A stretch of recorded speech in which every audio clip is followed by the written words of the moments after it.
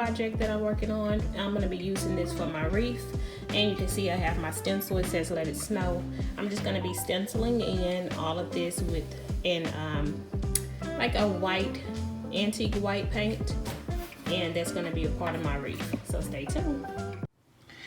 Okay, you guys, so I'm going to be using a spray adhesive to stick down this stencil to this board. That way, when I go in and stencil it, the paint is only going where I want it, because if I don't, this stencil will lift up and the paint will go underneath the letters and all of that, and I don't want that. So I'm going to use some spray adhesive right here.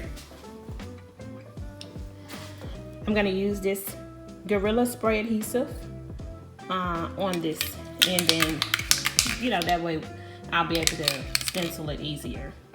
So stay tuned.